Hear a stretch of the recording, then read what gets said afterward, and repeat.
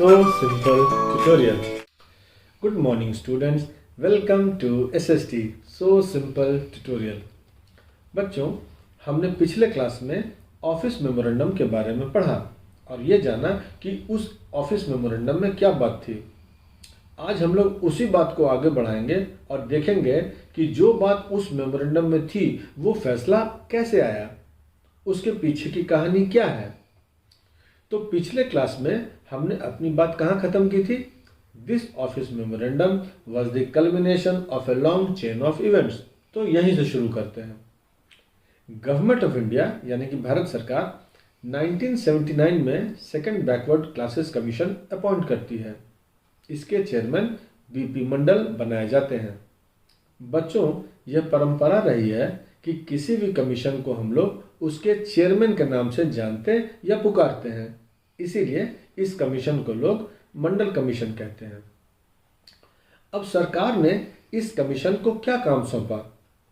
To determine the criteria to identify the socially and educationally backward classes in India and recommend steps to be taken for their advancement.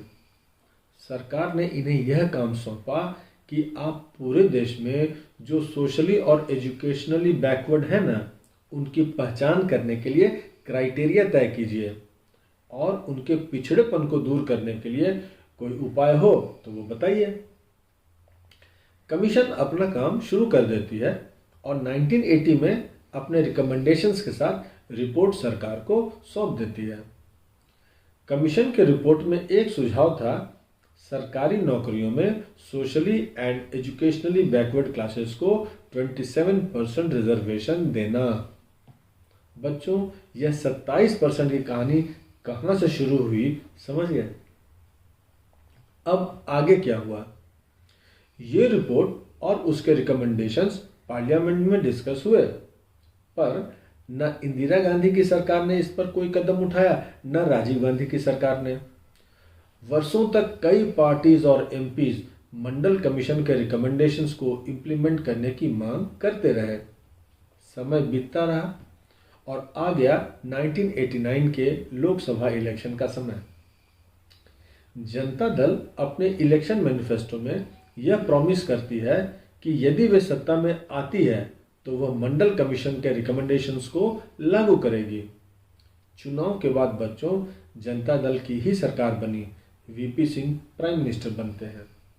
अब आगे के developments पर गौर करिए।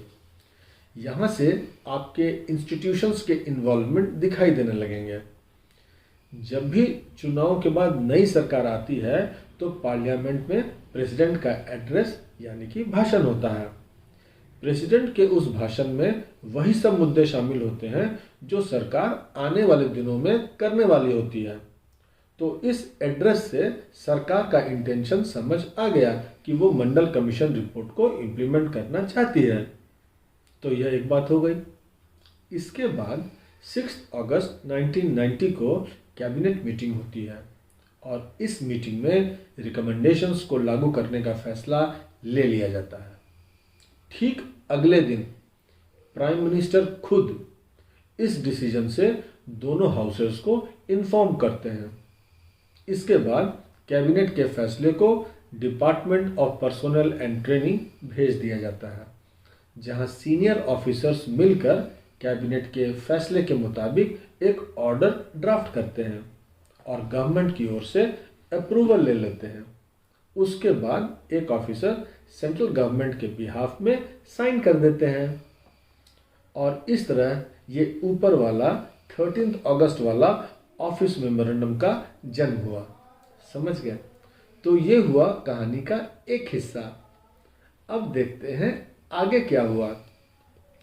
इस फैसले से राजनीति ही नहीं, देश में भूचाल आ गया। देश का माहौल एकदम गर्म हो गया। न्यूज़पेपर्स और मैगजीन्स पर बस एक ही बहस। चारों तरफ प्रोटेस्ट होने लगे। प्रोटेस्ट के ऊपर काउंटर प्रोटेस्ट, कुछ तो वायलेंट भी हुए। कुछ कॉलेज के स्टूडेंट्स ने आत्मदाह की भी कोशिश की थी। स्वाभाविक है, हमारे यहाँ वैसे ही अनएम्प्लॉयमेंट का जो हाल है वो तो पता ही है। इस ऑर्डर से कई लोगों की जॉब अपॉर्चुनिटीज अफेक्टेड होने वाली थी। कुछ लोगों का मानना था कि हमारे देश में विभिन्न जातियों के बीच जो इनइक्वालिटीज़ हैं उसके कारण रिजर्वेशन जरूरी है। इससे उन लोगों को बराबरी में आने का मौका मिलेगा जिनको गवर्नमेंट जॉब्स में अब तक प्रॉपर रिप्रेजेंटेशन नहीं मिला है। वहीं दूसरों लोगों का यह मानना था कि इस डिसीजन से जो बैकवर्ड क्लासेस के नहीं हैं उनके अपॉर्चुनिटीज छिनेंगे, अधिक क्वालिफाइड होने पर भी उनको नौकरी नहीं मिलेगी। बहरहाल हम लोग अपने मुद्दे पे आते हैं। इस कहानी से हमारा मकसद यह समझना है कि मेजर डिसीजंस कैसे लिए जाते हैं और उन्हें कैसे इम्प्लीमेंट किया जाता है। तो सरकार के इस फैसले ने तो डिस्प्यूट पैदा कर ही दिया, फिर ये डिस्प्यूट रिजॉल्व कैसे हुआ? गवर्नमेंट के डिसीजन से उठने वाले डिस्प्यूट्स बच्चों हाई कोर्ट्स या सुप्रीम कोर्ट जाते हैं, ठीक है।